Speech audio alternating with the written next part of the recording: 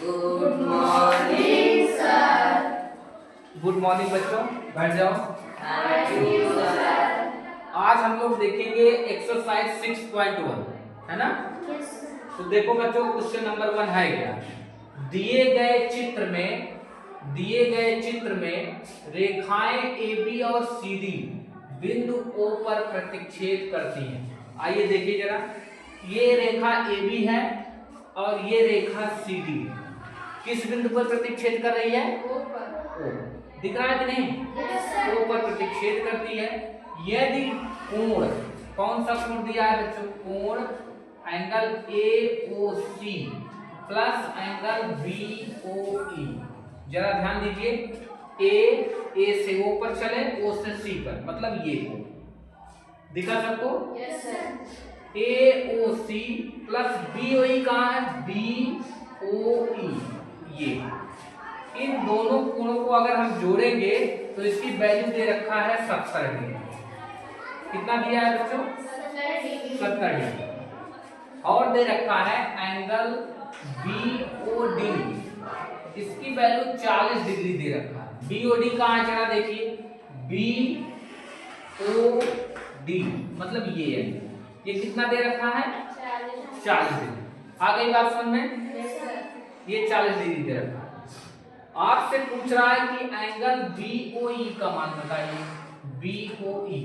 BOE जरा है कहाँ, देखिए जरा, B से O पर चले, O से E। इस कोण का अलग से मान पूछ रहा है। ये दोनों जोड़कर 70 दिया है, इस कोण का मान पूछ रहा है। ठीक है, कोई बात नहीं। उसके बाद कह रहा है प्रतिवर्ती कोण COE ज्ञात कीजिए। प्रतिवर्ती कोण आप लोगों को पता ही है, प्रतिवर्ती कोण क्या होता है? 180 अंश से अधिक, 180 अंश से अधिक और 360 अंश से कम के कोण को क्या बोलते हैं? प्रतिवर्ती कोण। तो जरा देखिए, कोण COE, प्रतिवर्ती कोण COE कहाँ है? COE। देखो, COE पर दो कोण बन रहा है, एक तो अंदर की तरफ बन रहा है बेटा, अंदर की तरफ बन रहा है कि नहीं बच्चों? Yes sir. COE, और एक COE यहाँ बाहर की तरफ देखिए, ये तो 180 से छोटा है कि नहीं? Yes sir. और ये जो बाहर COE बन रहा है, COE, इसी को कहते हैं प्रतिवर्ती कोण COE। आ गई बात समझे बच्चों? Yes sir. प्यारे बच्चों ध्यान दीजिए, ये पीछे का कोण जो बन रहा है इसी को कहते हैं प्रतिवर्ती कोण। प्रतिवर्ती कोण समझ में आया कि नहीं आया? Yes sir. तो हमें पता करना है प्रतिवर्ती कोण COE, इसका भी मान हमें बताना है। इसके लिए बच्चों ध्यान दीजिए, सबसे पहले हम लोग क्या यहाँ देखते हैं, देखते ही हम लोगों को समझ में आ जाता है कि जहां पर क्रॉस का साइन हमें दिखे वहां पर बताओ बच्चों कौन सा कोण बन रहा है? शीर्षा बिंदु। तो बताओ यहाँ पर क्रॉस का चिन्ह दिख रहा है कि नहीं? AB और CD। अगर ये 40 है तो बताओ इसका मान भी 40 अंश हो जाएगा कि नहीं बच्चों? कोई दिक्कत? कहने का मतलब कि एंगल AOC का मान कितना डिग्री है? 40। अगर AOC का मान यहाँ पर हम रख दें तो BOE का मान निकल जाएगा कि नहीं? तो यहाँ पर बताइए 40 डिग्री प्लस एंगल BOE बराबर 70 डिग्री। तो एंगल BOE बराबर कितना आ जाएगा? 70 माइनस 40।